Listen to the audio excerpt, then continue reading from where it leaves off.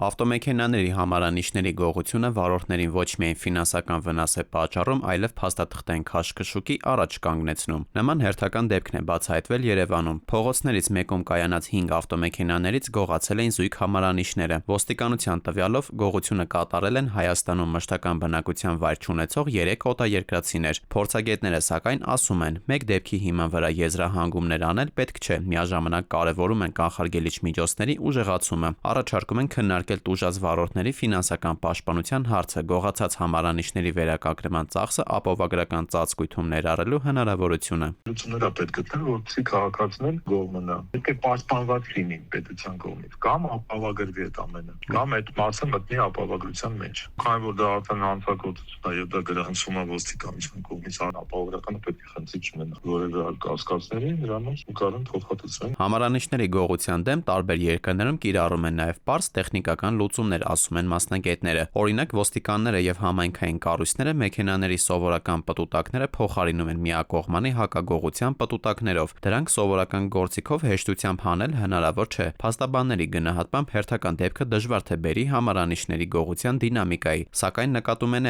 որ 3 անձի մասնակցությունը կարող է վկայել նախապես համաձայնեցված գործողության մասին։ Կարծում եմ, որ սա ավելի շատ պայմանավորված է նրանով, որ օտարերկրացիները ամենայն հավանականությամբ տեղեկացված չեն եղել, որ Հայաստանում նման հանցագործներ սկսել են արդեն բացահայտվել։ Բացահայտման թիվը շեշտակի մեծացել է եւ միգուցե այն երկրից, որից որ եկել են, դեռևս բացահայտման ցուցանիշի մեջ չի եւ մտածում են, որ Հայաստանում եւս չեն բացահայտվի։ Մասնագետները չեն բացառում նաեւ այն վարկածը, որ այսպիսի հանցագործություններում անմիջական կատարողները կարող են օտարերկրացիները լինել, բայց հնարավոր պատվիրատուն կամ դուժողի հետ կապ հաստատող անձը տեղացի, սակայն ըստ փաստաբանների միայն հայերեն հաղորդագրություն ստանալը դեռ չի ապացուցում հայկական կողմի մասնակցությունը դեպքին։ Եթե անգամ գողացել են, շատ հանգիստ կարող են հայերեն պատասխանել հայերին առանց հայի մասնակցության տարբեր տեխնոլոգիաների կիրառմամբ օնլայն թարգմանիչների միջոցով։ Խնդիրը պետք է դիտարկել նաև միգրացիոն վերահսկողության տեսանկյունից, ասում են փորձագետները, շեշտելով, որ պետք է պարզել Հայաստանում մշտական բնակության վայր չունեցող անձանց գտնվելու իրավական հիմքերն ու կարգավիճակը,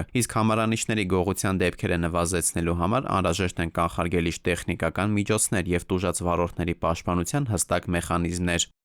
Դավիթ Թադևոսյան, ժամը լրատվական։